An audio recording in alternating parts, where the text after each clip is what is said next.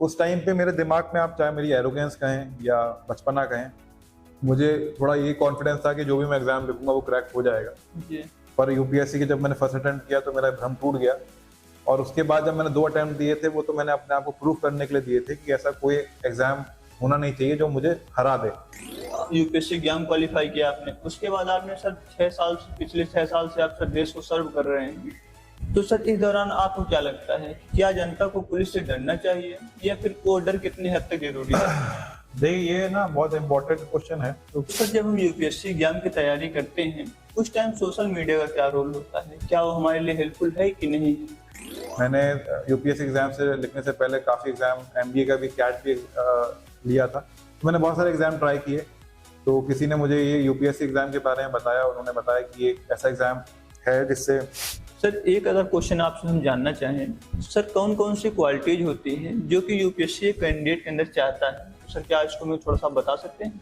Indian mentality तो ये है कि हर घर चाहता है कि उनका बेटा यूपीएससी में आईएएस, आईपीएस, आईआरएस कोई अच्छी सर्विस में जाए, और थोड़ा सोशल प्रेस्टीज भी बनती है इस एग्जाम से। तो वो भी एक रीजन था। बहुत मिक्स बैग होता है, मतलब हर एक क्वालिटी वाला बंदा आपको मिलेगा। कोई ऐसा मिलेगा जो स्पोर्ट्स में बहुत अच्छा होगा, एक्सेट्रा अच्छा होगा, पढ़ाई में ठीक ठाक होगा, तो उसने भी यूपीएससी क्रैक किया है। कुछ आप सजेशन देना चाहें एस्पिरेंट को जो कि यूपीएससी एग्जाम की तैयारी कर रहे हैं, तो सर प्लीज।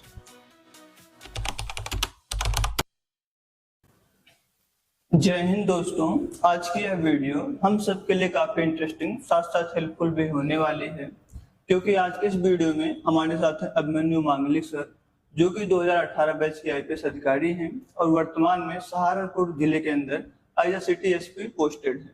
तो आज के इस वीडियो में हम सर के साथ जो हमारे कुछ कॉमन डाउट होते हैं यूपीएससी एग्जाम से रिलेटेड, उसको डिस्कस करेंगे और सर उसका आंसर करेंगे। Thank you. बताएं। तो सबसे पहले तो सर मैं आपका बहुत बहुत धन्यवाद करना चाहूंगा कि आपने अपने बहुमूल्य समय में से कुछ समय हम सबके मार्गदर्शन के लिए निकाला। सर वो कौन कौन से की पॉइंट होते हैं जब हम यूपीएससी एग्जाम की तैयारी कर रहे होते हैं तो हमें अपने माइंड में रखना होता है ताकि हमारा यूपीएससी एग्जाम अच्छा हो पाए, हम पहले अटेम्प्ट में ही सक्सेस हो पाए?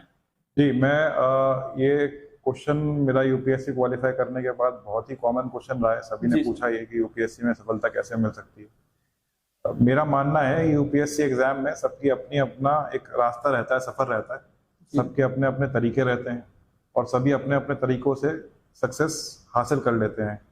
किसी की कोई बोले कि ये स्ट्रैटेजी काम कर जाएगी तो मैं मतलब इससे अग्रीमेंट नहीं रखता हूँ कि हर एक, मतलब एक आदमी की एक स्ट्रैटेजी काम कर जाए। सबकी अलग अलग स्ट्रैटेजीज होती हैं। अगर आप मुझसे पूछेंगे कि मेरे लिए क्या चीज़ काम करी, वो मैं आपको बता सकता हूँ।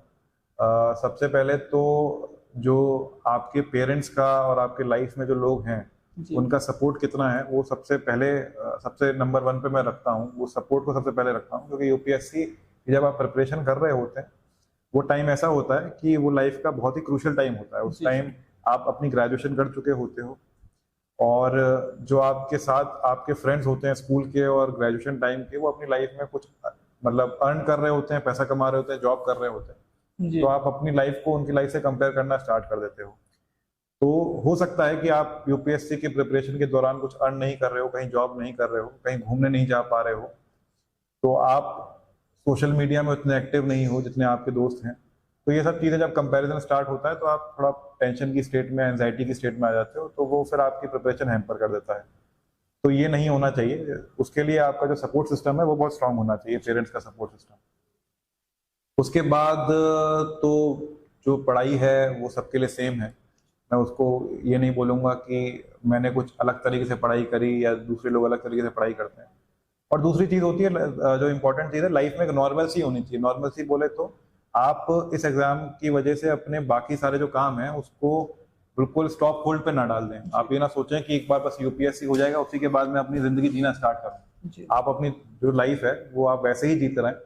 शाम को अगर आप खेलने जाते हो या शाम को आप अपने फ्रेंड्स के साथ कभी कभी वीकेंड पे मूवी देखने चले जाते हो, तो वो लाइफ में रहना चाहिए। क्योंकि अगर आप वो लाइफ से निकाल दोगे तो एक टाइम आएगा जब आपको एक फ्रस्ट्रेशन आने लगेगी, और वो फिर सस्टेनेबल तरीका नहीं होता। तो लाइफ को आप जितना नॉर्मल रखोगे वो सबसे इम्पोर्टेंट है।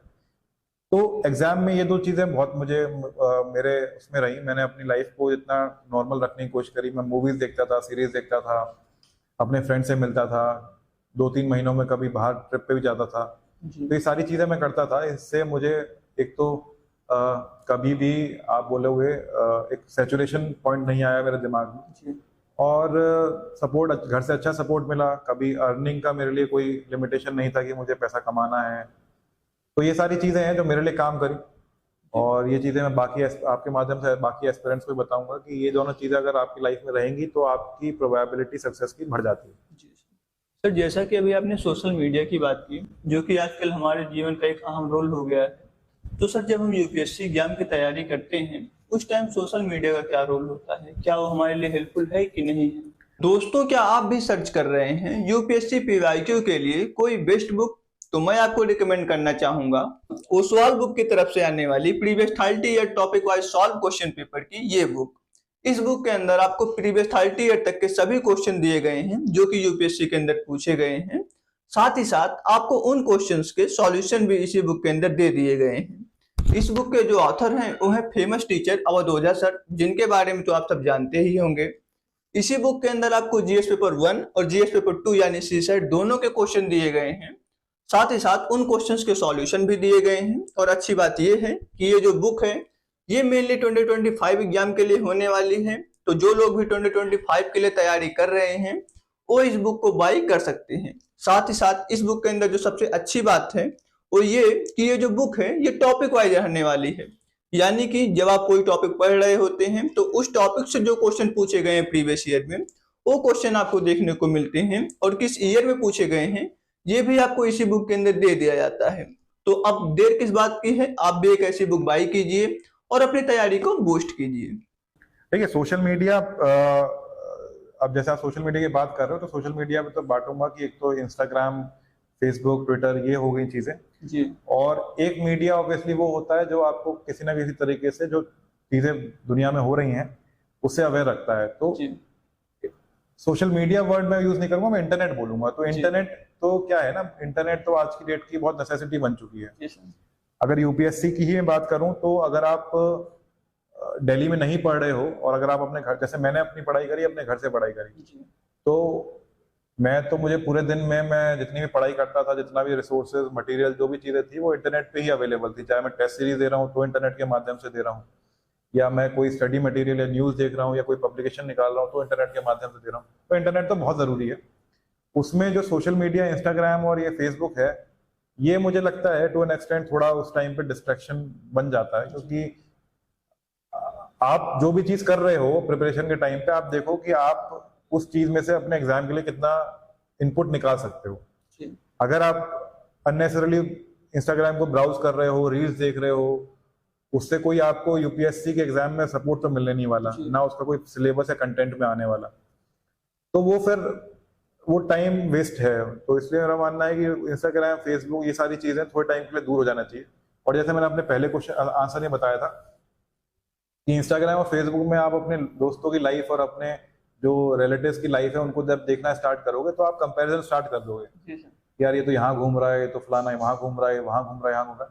तो लाइफ में वैसे ही ऑलरेडी इतना स्ट्रगल चल रहा होता है, उसको देख के आपको और बुरा लगता है। तो इन सारी मीडिया से आपको दूरी बना लेनी चाहिए। लेकिन ऐसा भी नहीं है, अगर आप हैंडल कर सकते हो, ये सारे प्रेशर हैंडल कर सकते हो, तो आप दिन में स्क्रीन टाइम अपना रखो 15-20 मिनट का, आपने जो जो चीजें थी देख ली उसके बाद। लेकिन इसको दिल से लगाने वाली चीज है नहीं, मतलब सोशल मीडिया से आपको, मेरा तो मानना ये है कि थोड़ा आपको दूरी रहना चाहिए प्रिपरेशन टाइम में। जी सर, अगर हम बात करें तो सर जो मेंटर होता है हमारे यूपीएससी एग्जाम में जो हमारी हेल्प करता है, सर उसका क्या रोल होता है हमारी तैयारी के अंदर? बहुत अच्छा क्वेश्चन है ये एक्चुअली मेरा जो सिलेक्शन हुआ था वो तीसरे अटेम्प्ट में हुआ था। जी सर। तो उसके लिए मैं पहले 2 अटेम्प्ट में जो मेरा नहीं हो पाया, या पहले अटेम्प्ट में जो मेरा नहीं हो पाया, उसमें मैं मानूंगा कि मेरी लाइफ में कोई मेंटर नहीं था। जी सर। मेरा जो बैकग्राउंड था उसमें कोई भी, मेरी फैमिली में दूर दराज था, कोई यूपीएससी किसी ने क्वालिफाई नहीं किया था या यूपीएससी में कोई इंटरेस्ट नहीं रखता था, तो मुझे मेंटर नहीं मिल पाया। मेंटर होना अगर नहीं है तो ऐसा भी नहीं कि एग्जाम आप क्रैक नहीं कर पाओगे, लेकिन अगर है तो वो आपका 15 से 20% आपको मदद कर देता है। वो कैसे कर देता है कि आपको मोटा मोटा वो एक आइडिया दे देता है कि एग्जाम में क्या चीज चाहिए क्या चीज नहीं चाहिए। जी सर। मैंने जहाँ से स्टार्ट किया था मुझे बिल्कुल नहीं पता था कि क्या प्रीलिम्स होता है, क्या मेंस होता है, क्या इंटरव्यू होता है, प्रीलिम्स में क्या चीज देखनी है, मेंस में क्या चीज देखनी है। तो उसमें आप खुद अपना टाइम लगाओगे पढ़ के देख कर, तो वो अगर आपको टाइम बचाना है तो आप अपनी लाइफ में कोई मेंटर रख सकते हैं। जी सर। मेंटर, अगर कोई यूपीएससी क्वालिफाइड मेंटर मिल जाता है तो बहुत अच्छी बात है, उससे आप इंस्पायर भी होते हो। जी सर। और जो वो चीज बोलता है तो आपको लगता भी, क्रेडिबिलिटी भी लगती है कि हाँ इसने खुद ने यूपीएससी किया है तो शायद ये सही बोल रहा होगा। लेकिन मैं ये उसके साथ साथ मैं ये भी बोलूंगा कि मेंटर, अगर आपके पास कोई मेंटर नहीं है तो ऐसा भी नहीं आप नहीं करोगे, जी। थोड़ी मेहनत बढ़ जाएगी, लेकिन मेंटर होने से थोड़ी मतलब थोड़ा आप कहोगे तो आपकी मेहनत में थोड़ा सा एक तरीके से थोड़ा आप शॉर्टकट ले सकते हो। जी सर। सर जैसा कि जब हम आपके ऊपर रिसर्च कर रहे थे तो हमने देखा कि आपने यूपीएससी एग्जाम क्रैक करने से पहले इंडिया के टफेस्ट एग्जाम में से एक सीए एग्जाम क्वालिफाई किया। तो सर आपने सर किन वजह से सर बाद में यूपीएससी एग्जाम में सर जाना चाहा? मैंने, हाँ, मैं अपना अपना बैकग्राउंड बता देता हूँ। मैं जी। वैसे रहने वाला मूल रूप से बुलंदशहर यूपी से हूँ। जी सर। और मैंने मेरे फादर जो हैं वो बुलंदशहर के जो बहुत पहले 1970s 80s में जो सीएज नहीं होते थे उस टाइम पे वो वहाँ के सीएज हैं, काफी रिनाउंड सीए हैं। तो ये तो मुझे पता था जब मैं अपनी इनिशियली पढ़ाई कर रहा था कि मुझे बाद में सीए ही बनना है। जी सर। तो चार्टर्ड अकाउंटेंसी का तो मुझे करना ही करना था, क्योंकि मेरे फादर ने मुझे कॉमर्स दिलवाई थी 11th-12th में, यही सोच के कि मैं उनकी जो प्रैक्टिस है वो आगे बढ़ाऊंगा।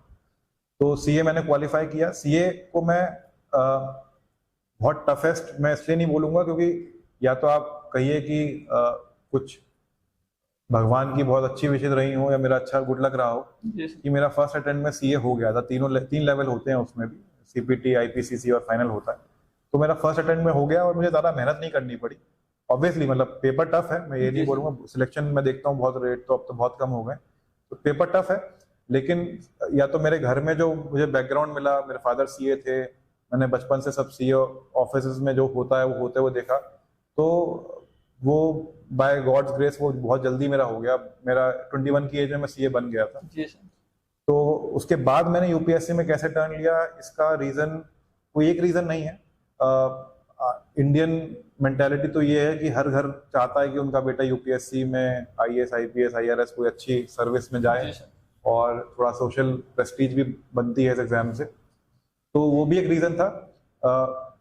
मेरा सीए इतनी जल्दी हो गया था जिस एज में कि मुझे टाइम मिल गया कि लाइफ में कुछ और भी करियर ऑप्शंस में एक्सप्लोर कर लूं। मैंने यूपीएससी एग्जाम से लिखने से पहले काफी एग्जाम, एमबीए का भी, कैट भी लिया था। तो मैंने बहुत सारे एग्जाम ट्राई किए। तो किसी ने मुझे ये यूपीएससी एग्जाम के बारे में बताया, उन्होंने बताया कि ये ऐसा एग्जाम है जिससे क्वालिफाई करने के बाद आपकी सडनली मतलब एक रिकॉग्निशन बहुत बढ़ जाता है। तो मैंने उसी मेंटालिटी से मैंने भी सोचा था कि ये एग्जाम लिखूंगा। और उस टाइम पे मेरे दिमाग में, आप चाहे मेरी एरोगेंस कहें या बचपना कहें, मुझे थोड़ा ये कॉन्फिडेंस था कि जो भी मैं एग्जाम लिखूंगा वो क्रैक हो जाएगा। जी। पर यूपीएससी के जब मैंने फर्स्ट अटेम्प्ट किया तो मेरा भ्रम टूट गया। और उसके बाद जब मैंने 2 अटेम्प्ट दिए थे वो तो मैंने अपने आप को प्रूफ करने के लिए दिए थे कि ऐसा कोई एग्जाम होना नहीं चाहिए जो मुझे हरा दे, ये आप एरोगेंस कह सकते हो। तो मैंने उसी वजह से ये यूपीएससी में इतना दमखम लगाया और मेरा तीसरा अटेम्प्ट में हुआ। बाकी कोई और रीजन एज सच, अगर आप बोलो कि मेरा सर्विस में आने से पहले देश के लिए कुछ करने का या सर्विस सोसाइटी के लिए कुछ करने का, वो इतना डोमिनेंट नहीं था। मतलब अभी भी जब मैं सर्विस में आ चुका हूँ, मुझे 5-6 साल हो चुके हैं, 2018 बैच है मेरा, अभी 2024 चल रहा है, तो भी मैं इसको एज अ जॉब ही मानता हूँ। और अच्छी जॉब है, अपॉर्चुनिटीज अच्छी हैं, और यही है, मतलब यही मेरे रीजन रहे थे 2-3। बाकी आप बताएं। हाँ सर, एक क्वेश्चन जो लगभग सभी एस्पिरेंट के मन में होता है जब वो तैयारी शुरू करना चाहते हैं कि कैसे एस्पिरेंट को यूपीएससी की तैयारी करनी चाहिए। जो शुरू से एकेडमिक में बहुत ब्राइट है उनको, या फिर जो एकेडमिक्स उतने अच्छे नहीं रहे शुरू से बट वो आगे करना चाहते हैं उनको। देखिए, मैं आपको बताऊं, मेरा अपना एक्सपीरियंस जो रहा, मेरे क्वालिफिकेशन के बाद हमारा एक फाउंडेशन कोर्स होता है जिसमें करीब 200 से 250 बच्चे आपके साथ, जो कैंडिडेट्स अपीयर, मतलब जो सक्सेसफुली आपके बैच में यूपीएससी जिन्होंने क्वालिफाई किया है वो आपके साथ रहते हैं। उसके बाद मेरी जो पेरेंट अकेडमी है, जो सरदार वल्लभ भाई पटेल नेशनल पुलिस अकेडमी है, वहाँ पे भी 150 का हमारा बैच साइज होता है। तो मैंने वहाँ पे जाके ऑब्जर्व किया एक चीज कि वहाँ पे अगर मैं बोलूं उनको देख के, जो यूपीएससी में क्वालिफाइड थे, अगर मैं उनको बोलूं ये लोग वो हैं जो अकेडमिक्स में बहुत अच्छे हैं, सबके सब, ऐसा नहीं होता था। या मैं ये बोलूं कि ये सब लोग वो हैं जिनका एक्स्ट्रा करिकुलर बहुत अच्छा है, ऐसा भी नहीं होगा। या ये मैं बोलूं कि ये लोग वो हैं जो हमेशा से अपने कॉलेजेस में डिबेट में परफॉर्म किया हो या बड़े बड़े फोरम्स में गए हो, ऐसा भी नहीं। बहुत मिक्स बैग होता है, मतलब हर एक क्वालिटी वाला बंदा आपको मिलेगा। कोई ऐसा मिलेगा जो स्पोर्ट्स में बहुत अच्छा होगा, एक्स्ट्रा अच्छा होगा, पढ़ाई में ठीक ठाक होगा, तो उसने भी यूपीएससी क्रैक किया है। कोई मैं ऐसा बोलूं कि सिर्फ एकेडमिक्स पे ध्यान देने वाला होगा, बाकी चीजों पे ध्यान ना देने वाला होगा, वैसे भी बच्चे मिल जाएंगे। तो ये एग्जाम ऐसा है जो हर एक जो आपके अंदर का पोटेंशियल है, चाहे वो एकेडमिक्स का पोटेंशियल हो, चाहे किसी और चीज का पोटेंशियल हो, सबको एक्सप्लोर करता है। तो मैं ये नहीं बोलूंगा कि जो जो जिनके एकेडमिक्स में अच्छे हैं वही सिर्फ एग्जाम दे सकते हैं, क्योंकि मैंने देखा है जो लोग क्वालिफाई होकर आते हैं वो उनकी अपनी क्वालिटी रहती है। क्वालिटी किसी भी रूप में हो सकती है। क्वालिटी भी ऐसी भी हो सकती है कि उनकी out of the box thinking बहुत अच्छी होती है। क्वालिटी ऐसी भी हो सकती है कि वो स्ट्रेस में बहुत अच्छा परफॉर्म करते हैं। एकेडमिक्स एक बस पैरामीटर है लोगों को बोलने का कि हाँ इस बंदे पोटेंशियल इसमें नहीं है, लेकिन केवल अच्छे एकेडमिक्स वाले क्वालिफाई कर रहे हैं एग्जाम को, ऐसा नहीं है।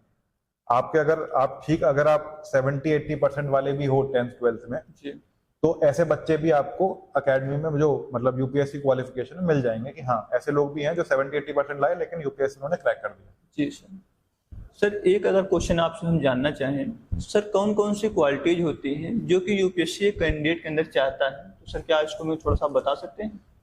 देखिए, मैं यूपीएससी जो चाहता है वो तो यूपीएससी तो वैसे बताता है कि तो बेस्ट एंड द ब्राइटेस्ट बोलता है कि जो सबसे बेस्ट और ब्राइटेस्ट जो हमारा टैलेंट है, यूथ है जो हमारा, वो चाहता है। लेकिन यूपीएससी पहली चीज तो ये चाहता है कि आप लोग प्रेशर कैसे हैंडल करते हैं। ये पूरा जो एग्जाम है उसकी मैं बताता हूँ रूपरेखा ये है कि इतना ज्यादा सिलेबस है, इतना ज्यादा कंपटीशन है कि वो ये नहीं देखना चाहते कि आप इतना ज्यादा सिलेबस याद कर सकते हो या नहीं कर सकते। वो ये भी नहीं देखना चाहते कि आप कॉन्स्टिट्यूशन रट्टा मार सकते हो, नहीं। वो बस ये देखना चाहते हैं कि आपको अगर प्रेशर में डाला जाए तो आप प्रेशर में सही डिसीजन ले सकते हो या नहीं। यही आप जब आओगे सर्विसेज में, चाहे आईपीएस बनोगे, आईएएस बनोगे, यही लाइफ रहेगी आपकी। आप कितने सही डिसीजन ले रहे हो स्ट्रेस में। ये जो जॉब है वो ऐसी जॉब है जिसमें आपको 24/7 आपको डिसीजन लेने हैं। डिसीजंस मतलब आप डिसीजन से बच के भाग नहीं सकते। आप ये नहीं कह सकते कि नहीं यार मुझे समझ नहीं आ रहा है, मैं डिसीजन नहीं लूंगा। अगर आप डिसीजन नहीं ले रहे हो तो आपके नीचे जो वर्क फोर्स है या आप जिनको लीड कर रहे हो वो तो बिल्कुल ही डिमोटिवेट हो जाएंगे। तो डिसीजन लेना आपको आना चाहिए। ये इस सर्विसेज की या यूपीएससी की मेन डिमांड है कि इसको अगर हमने प्रेशर में डाल दिया तो ये कुछ ना कुछ करके उस प्रेशर से निकलकर एक बेस्ट नहीं तो ऑलमोस्ट बेस्ट डिसीजन ले लेगा। मतलब जो सबसे अच्छा नहीं तो जो सबसे बेहतर डिसीजन हो सकता है वो ये लेके वो काम करेगा। तो वो ये देखना चाहते हैं। यही मेरा मानना है कि यही क्वालिटी चाहिए। जी सर, एक बात और सर, जब हम यूपीएससी एग्जाम की तैयारी करते हैं सर, चूंकि ये सफर बहुत लंबा है, 2 साल 3 साल लग जाते हैं इसमें, तो कई बार हमें डिमोटिवेशन फील होता है, हमें लगता है कि ये एग्जाम हमसे क्रैक नहीं होगा। तो इस चीज से कैसे निकला जाए सर? ये मैं आपको पहले ही अपने आंसर बता चुका हूँ। 2 चीजें बहुत इंपॉर्टेंट है इसके लिए। एक तो आपके आसपास जो लोग हैं जब आप प्रिपरेशन कर रहे हो वो कितने सपोर्टिव हैं या वो आपकी लाइफ में कितना पॉजिटिविटी लेके आते हैं, वो उस पर डिपेंड करता है। आप 2 साल 3 साल हो सकता है कि लग जाए इसको क्रैक करने में, लेकिन ये जरूरी है कि आप जिन लोगों से रोज बात करते हो वो आपके अंदर नेगेटिविटी ना लाए, वो आपको बार बार पिंच ना करें कि यार तेरा तो हुआ नहीं। देखिए दुनिया क्या है, दुनिया एक ऐसी चीज है जो आपको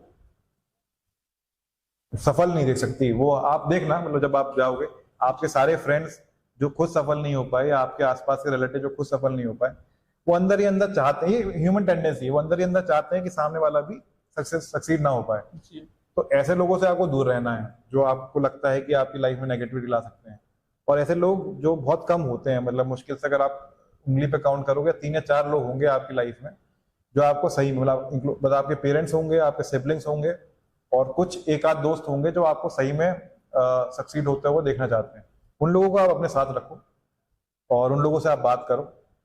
और बाकी तो ये तो 10% है, बाकी 90% तो आपको अपने आप को ही शांत रखना है आपको। चाहे आप योगा करिए, चाहे कुछ भी करिए, जो आपको स्ट्रेस से रिलीफ देता हो, आप कुछ ना कुछ अपनी लाइफ में रखो।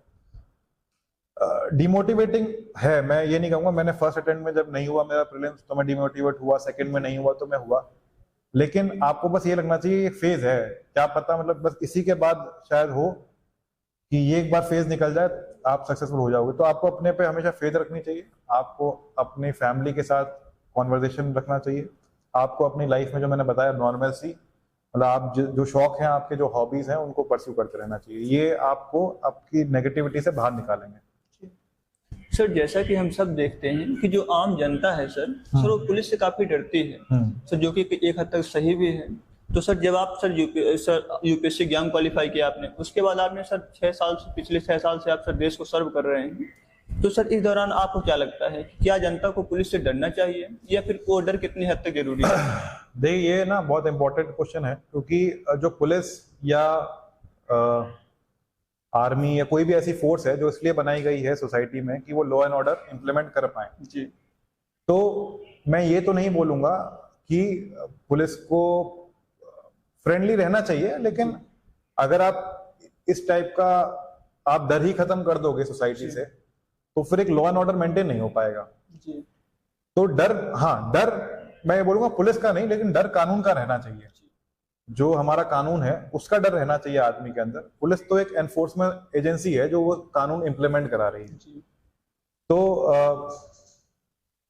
पुलिस से डरना चाहिए, ठीक है, लेकिन जब मैं जो 6 साल हो गए इस पुलिसिंग करते करते तो मुझे लगता है कि अब लोगों के अंदर थोड़ा पुलिस का परसेप्शन चेंज हो रहा है। कुछ नए ऑफिसर्स भी आ रहे हैं, हमारी पुलिस फोर्स में भी जिस तरह के लोग इंडक्ट हो रहे हैं वो समाज से जुड़े हुए हैं, सोसाइटी से जुड़े हुए हैं। तो जो पुलिस का एक फ्रेंडली नेचर है या पुलिस का एक हेल्पिंग नेचर है वो भी निकल के आ रहा है। मीडिया भी उसको पोर्ट्रे करती है आजकल ज्यादा, तो वो अच्छी बात है। बाकी एक डर होना चाहिए, कानून का होना चाहिए, पुलिस का एक इंसान का नहीं, एक कानून, एक इंस्टीट्यूशन का डर रहना चाहिए, वो इंपॉर्टेंट है। क्योंकि अगर वो नहीं रहेगा तो एक लॉ एंड ऑर्डर पूरी सोसाइटी में हम मेंटेन नहीं कर पाएंगे। लेकिन अननेसेसरली अगर कोई पुलिस वाला खुद किसी आदमी को परेशान कर रहा है अपने सेल्फ इंटरेस्ट के लिए, वो चीज को मैं बिल्कुल डिस्करेज करता हूँ, वो नहीं होना चाहिए।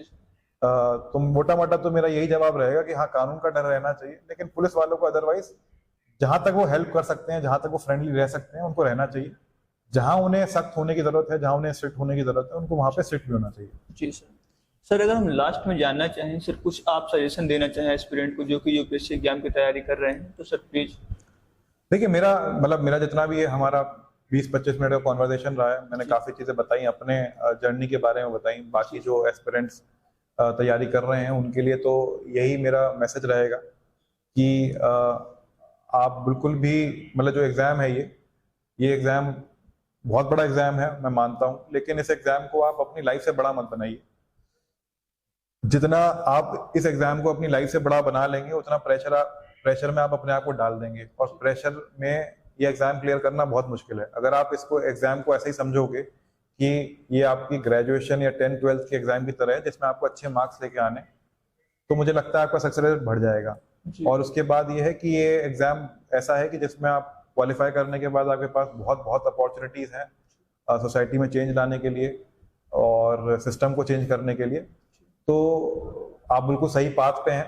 एक बार आप जब यूपीएससी क्रैक करेंगे उसके लिए आपको जो वर्ल्ड मिलने वाला है वो बिल्कुल अलग मिलने वाला है। और सभी को मैं पहले तो ऑल द बेस्ट इस मीडिया के माध्यम से बोलना चाहूँगा, और मैं आशा करूँगा कि आप जो भी ये लोग देख रहे हैं वो अपना एग्जाम जो लिख रहे हैं वो जरूर कभी ना कभी सफलता प्राप्त करें। जी सर।